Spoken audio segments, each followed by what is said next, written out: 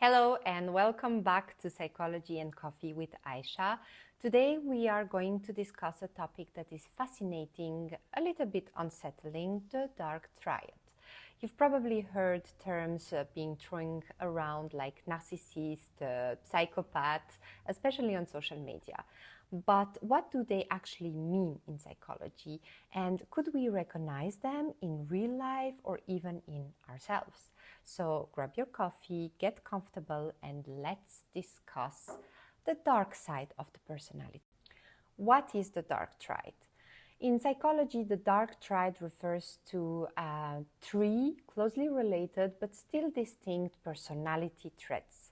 The first one is narcissism. This is the excessive self-love, a need for admiration, a sense of entitlement. Think of someone who always needs to be the center of attention and struggles with criticism. Then the second one is Machiavellianism. This is named after the political thinker Machiavelli. This one is all about manipulation, strategic lying, and using others to get what you want. And the third one, psychopathy, the coldest of the three. It includes a lack of empathy, impulsivity, and sometimes reckless and even harmful behavior without guilt. So together, these traits can create quite a dangerous mix, especially when they show up in people with power or influence. But why is it called the Dark Triad? Well, dark refers to the fact that these are traits that are socially undesirable. They involve harming, using, deceiving others, and it's a triad because those three traits, they tend to overlap. Now, it's important to understand these are personality traits. They are not mental illnesses. That means they describe consistent pattern of behavior and thinking. People with high Dark Triad traits often function just fine in society. They might even be charming, successful, or admired.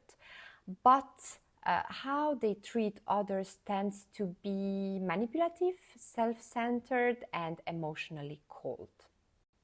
A mental illness, on the other hand, causes distress, dysfunction, or suffering.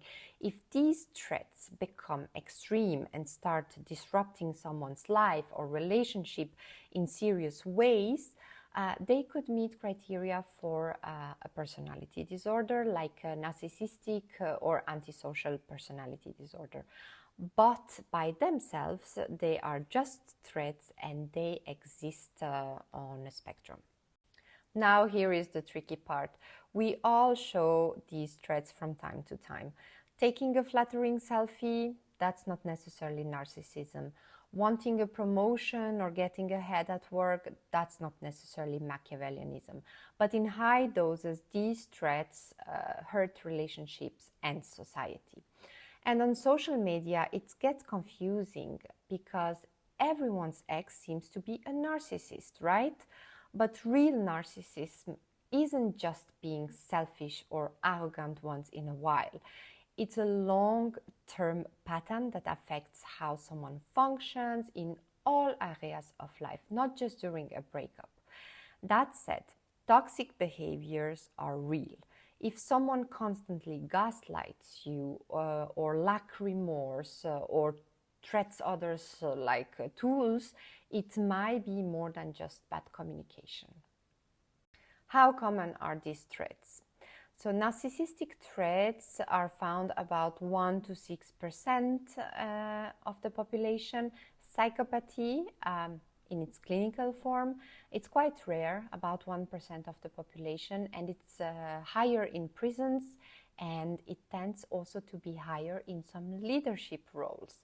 Then Machiavellianism is less formally diagnosed, but often overlaps with the other manipulative personalities. And you might spot Dark Triad in people who charm you fast but don't show empathy, constantly shift blame on others, use others to climb socially or professionally, and they lie smoothly without any guilt. There are even tests like the short Dark Triad, ST3, that measure where someone falls onto these traits. If you are seeing these traits in someone close to you, stay cautious. You don't have to diagnose them, but you can protect yourself by setting boundaries. Notice always how you feel around people. Do you feel drained? Do you feel manipulated, gaslighted? And what if you recognize some of those traits in yourself? That's okay too, because we all have our shadow sides. But the key here is awareness. Narcissism, for instance, might mask a deep insecurity. And therapy or honest self-reflection can help unpack it. Recognizing something actually doesn't mean that you are a bad person. It usually means that you're willing and ready to grow. And before we wrap it up and continue sipping our delicious coffee, here is something a bit thought-provoking. In the book called A First-Rate Madness, the psychiatrist Nassia Kaemi explores how some of the history's most effective leaders, like Churchill or Lincoln, may have struggled with mental illnesses such as depression or bipolar disorder. His idea? In times of crisis, people with certain mental condition might make better leaders because they think differently, they take bold decisions, and they understand suffering more deeply. So while this book focuses more on mood disorders rather than Dark Triad, it raises a powerful question. Could certain dark traits be useful or even necessary in some extreme situations? It's a controversial idea, but definitely worth a coffee-fueled conversation.